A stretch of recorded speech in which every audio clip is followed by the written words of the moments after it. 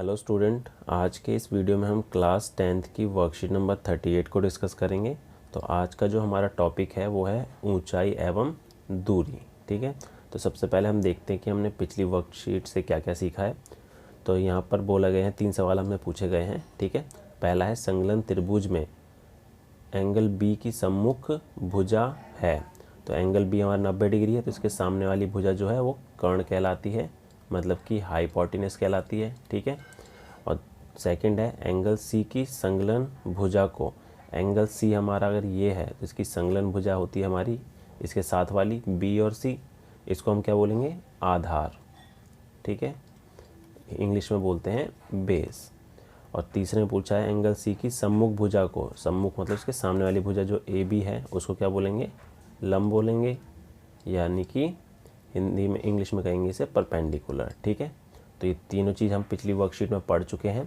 तो अब कुछ और उदाहरण देख लेते हैं कि सम्मुख और समकोण त्रिभुज के। तो जैसे कि आपको यहाँ पर 4 उदाहरण दिए हुए हैं। जैसे यहाँ पर एक दीवार है, उस पर एक सीढ़ी बनी हुई है, तो ये जो कोण बन रहा है हमारा इसके बीच का, ठीक है, तो ये हमारा समकोण त्रिभुज बनेगा। ऐसे ही अगर एक लड़का जो है पेड़ को देखता है तो इसके बीच में ये जो कोण बनेगा, ये कोण भी कौन सा होगा, समकोण त्रिभुज होगा। ऐसे ही हमारे पास तीसरे वाले चित्र में है, ऐसे ही चौथे चित्र में है।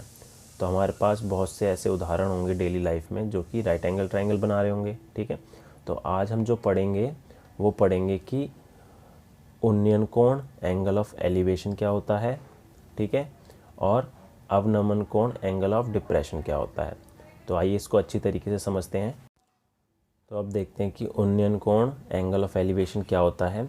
तो इसमें बोला गया है जब कोई व्यक्ति ऊपर की ओर किसी वस्तु को देखता है तब दृष्टि रेखा, लाइन ऑफ साइट तथा क्षैतिज रेखा, हॉरिजॉन्टल लाइन के मध्य बनने वाले कोण को उन्नयन कोण कहते हैं।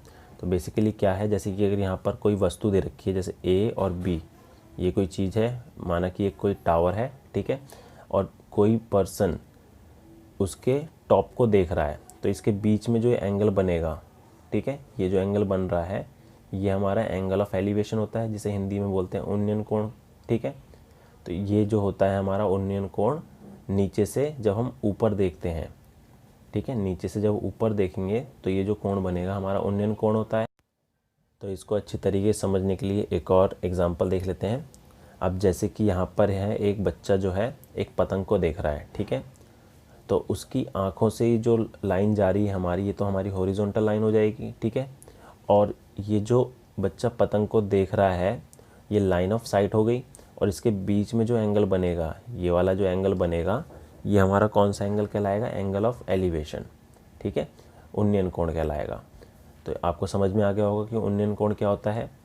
अब देखते हैं एंगल ऑफ डिप्रेशन, अवनमन कोण। ठीक है, तो जब कोई व्यक्ति किसी वस्तु को नीचे की ओर देखता है तब दृष्टि रेखा, लाइन ऑफ साइट तथा क्षैतिज रेखा, हॉरिजॉन्टल लाइन के मध्य बनने वाले कोण को अवनमन कोण कहते हैं। ठीक है, एंगल ऑफ डिप्रेशन कहते हैं। अब इसमें उल्टा है। अब जैसे कोई टावर है, जैसे ए और बी कोई टावर दे रखा है, ठीक है, ये कोई टावर है, अगर बी से, ए पॉइंट से कोई बच्चा सी को देखता है, यहाँ पर कोई पॉइंट है, सी पॉइंट को देखता है, तो ऊपर से नीचे देख रहा है, ठीक है, और जो हॉरिजॉन्टल लाइन हो जाएगी हमारी, ये ए और डी हो जाएगी। तो अब इसके बीच में जो एंगल बन रहा है, एंगल सी, ए और डी, ये वाला जो एंगल है, ठीक है, ये वाला जो एंगल है ये हमारा कौन सा एंगल होता है, एंगल ऑफ डिप्रेशन। और ये एंगल और ये angle, angle A C B दोनों बराबर होते हैं। ठीक है, ठीक है, क्यों होते हैं बराबर, क्योंकि ये ऑल्टरनेट एंगल है। तो ये वाला जो एंगल होगा हमारा जब ऊपर से नीचे देखता है, तो ये जो एंगल बनेगा हमारा एंगल ऑफ डिप्रेशन कहलाएगा। तो इसको अच्छी तरीके से समझते हैं इस फिगर की ड्रॉ से। अब जैसे टावर था हमारा, टावर से अगर हम किसी गाड़ी को देखते हैं ऊपर से नीचे, ठीक है, तो हॉरिजॉन्टल लाइन तो हमारी ये वाली हो गई, ये हमारी हॉरिजॉन्टल लाइन है। ठीक है, और जो इसके बीच में एंगल बनेगा ये वाला, ये हमारा एंगल ऑफ डिप्रेशन होगा। ठीक है, और इसी तरीके से अगर मैं यहाँ से लाइन ड्रॉ करूँ तो ये वाला जो एंगल होगा वही एंगल ये वाला भी होगा। ठीक है, तो ये हमारा हॉरिजॉन्टल लाइन और लाइन ऑफ साइट के बीच में जो एंगल बना है, जब हम ऊपर से नीचे देखते हैं तो एंगल ऑफ डिप्रेशन कहलाता है, अवनमन कोण। तो उम्मीद है आपको ये समझ में आ गया होगा। तो अभी हमने क्या देखा कि जो एंगल ऑफ एलिवेशन उन्नयन कोण होता है कब बनता है, जब हम किसी वस्तु को नीचे से ऊपर की तरफ देखते हैं। ठीक है, नीचे से अगर ऊपर की तरफ देखते हैं तो ये जो कोण बनेगा हमारा एंगल ऑफ एलिवेशन होगा, उन्नयन कोण। और जब हम ऊपर से नीचे देखते हैं और ये जो कोण बनेगा ये कौन सा कोण होता है, एंगल ऑफ डिप्रेशन होता है, अवनमन कोण। ठीक है, तो ये दोनों चीज़ आपको समझ में आ गई होगी, तो ये आपको याद रखनी है। अब देखते हैं हमसे यहाँ पर कुछ क्वेश्चन पूछे गए हैं। अब क्वेश्चन में पूछा है पहला कि उन्नयन एवं अवनमन कोण में 2 अंतर लिखिए, तो ये तो आप लिख ही देंगे, अभी आपको समझाया है। ठीक है, सेकंड पार्ट है, ऊपर दिए गए उदाहरण 3 के चित्र में जहाज एवं मीनार के बीच बने कोण का नाम बताइए।